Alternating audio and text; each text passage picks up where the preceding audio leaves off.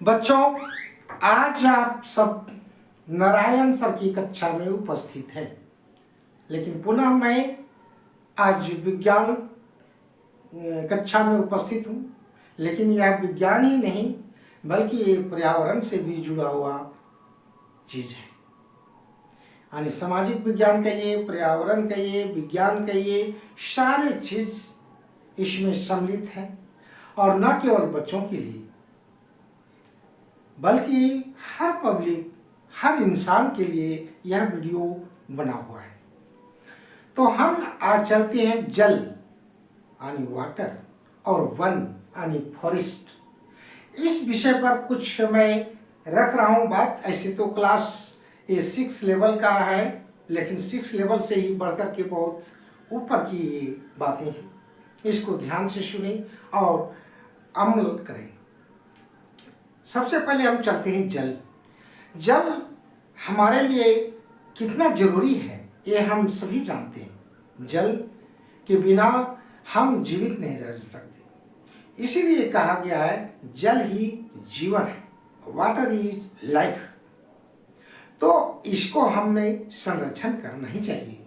जल चूंकि जिस चीज के बिना हम जीवित नहीं रह सकते हैं, तो उसको हम उसको संरक्षण मतलब बचाव करके ही चलना चाहिए। जल आज क्यों? आज जल का प्रयोग हम पीने में, नहाने में, ब्रश करने में, बर्तन को साफ करने में। देखिए, बर्तन भी साफ करते हैं तो हम जल से ही करते हैं। और इसके अलावे बर्तन ही नहीं, अगर हम लोग कपड़े धोते हैं तो हम लोग जल से ही धोते हैं। अगर हम फर्श को साफ करते हैं तो फर्श को भी हम जल से ही साफ करते हैं। और कृषि कार्य जो हम लोग बिना जल के कृषि एक अनाज का दाना भी नहीं हो सकता है। तो जल हमें कितनी जरूरत है ये हम जान सकते हैं। तो अब है बच्चों, यदि जल ना हो, जरा सोचिए, जल ना हो तो हमें अनेक कठिनाइयों का सामना करना पड़ सकता है। यहाँ तक कि हमारे जीवन भी नष्ट हो सकता है।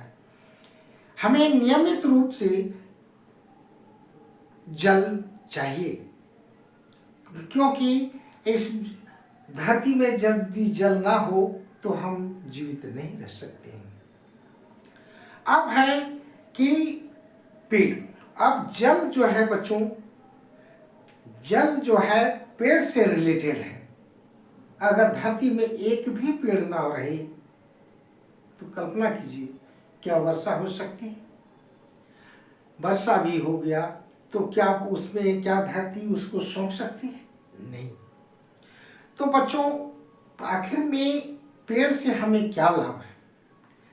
पेड़ सबसे पहले पर्यावरण को शुद्ध एवं संतुलित बनाए रखता है, शुद्ध एवं संतुलित बनाता है। पवित्र वातावरण, जहाँ पेड़ पौधे अधिक लगे हों, जहाँ जंगल हो, जहाँ पौधे अधिक हों, वहाँ पर जाकर के बैठिए तो देखिएगा कि कितना सुकून मिलता है। गर्मी के दिनों में तो कहना ही नहीं। अब है बच्चों, पेड़ जो है वर्षा कराने में भी मदद करता है। यदि बादल बहुत तेजी से बह रहा हो तो जहाँ घने जंगल होते हैं, बड़े बड़े पेड़ पौधे होते हैं, वो बादल को रोक लेता है और रोक करके वर्षा कराने में मजबूर कर देता है और वर्षा होने लगता है। उसके बाद है बच्चों, पेड़ जो है, वर्षा हो गया, अब पेड़ पौधे लगे हुए हैं तो पौधे जो है बहते हुए जल को, जो जमीन में बहता है वर्षा होने के बाद, अगर वो पेड़ जो जड़ है पानी को खींचकर सीधे जमीन की ओर ले जाता है और पानी को वहाँ संचित करता है, जिसे हम इसको भौम जल के नाम से भी जानते हैं। अगर पेड़ ना हो तो पानी क्या होगा, वर्षा होगा और बह करके निकल जाएगा और धरती क्या हो जाएगा, रेगिस्तान। तो पेड़ होना अति आवश्यक है। अब पेड़ हमारे वातावरण को शीतलता भी प्रदान करता है। शीतलता क्यों?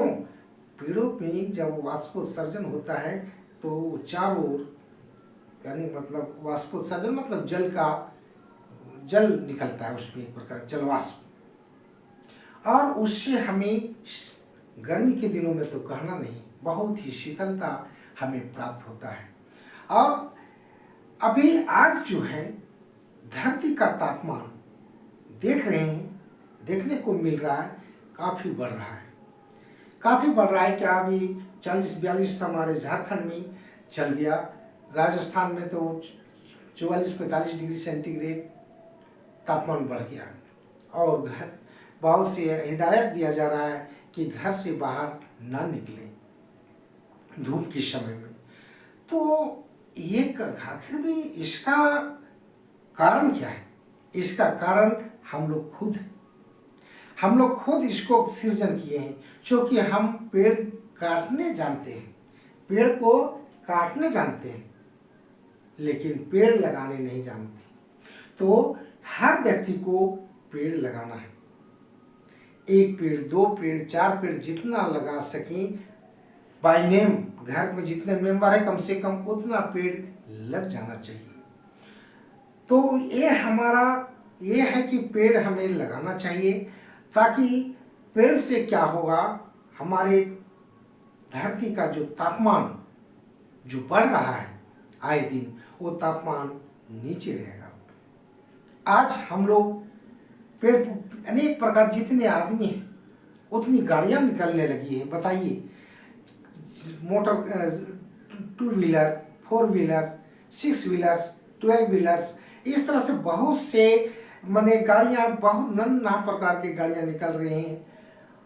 तो उसका जो भी टेम्परेचर बढ़ेगा, उसके कारण अनेक प्रकार की फैक्ट्री खुल रहे हैं, फैक्ट्रियों के कारण भी हमारा पृथ्वी का तापमान बढ़ते जा रहा है।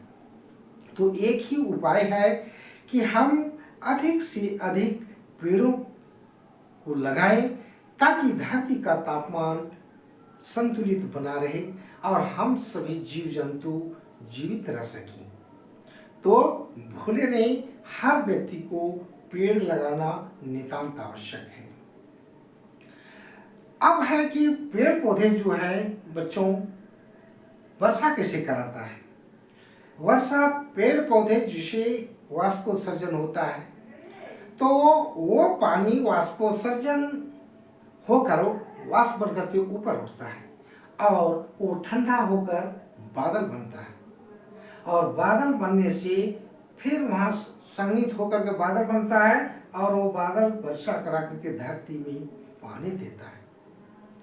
और इसी तरह से बच्चों, समुद्र में नदी नाले देख रहे हैं, नदी नाले, समुद्र, महासागर जितना भी है, सभी जल सूर्य के ताप से वो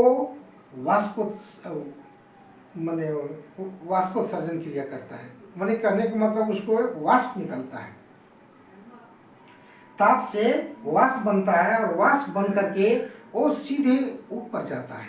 तो याद रहे बच्चों, वाष्प में केवल मृदु जल होता है, वो कठोर जल नहीं होता है। मानता हूँ समुद्र में कठोर जल है, यानी उसमें नमक की मात्रा बहुत है, लेकिन जब वह वाष्प बन करके जाता है और आकाश में, तो वर्षा होता है। तो वर्षा देखिए, यहाँ पर वर्षा होने के बाद वो धरती में आता है, समुद्र में भी जाता है। तो इसे हम लोग जल चक्र भी कहते हैं बच्चों। जल चक्र क्या हुआ? जिसे धरती का जल वाष्पोत्सर्जित हुआ, माने वाष्पन हुआ, वाष्पन के बाद यानी वेपराइजेशन जिसको कहते हैं, वो ऊपर उठा, ऊपर उठने के बाद वो बादल बना, बादल बनने के बाद वो पानी वर्षा और फिर धरती में आ गया। तो एक चक्र की तरह चलते रहता है।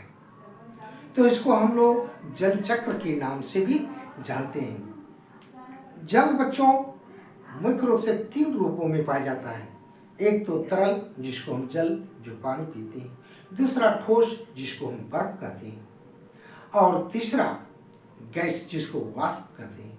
गैस भी बनता है वाष्प, जलवाष्प जिसको कहते हैं, तो वाटर वेपर, इसको नाम हम लोग सुने हैं।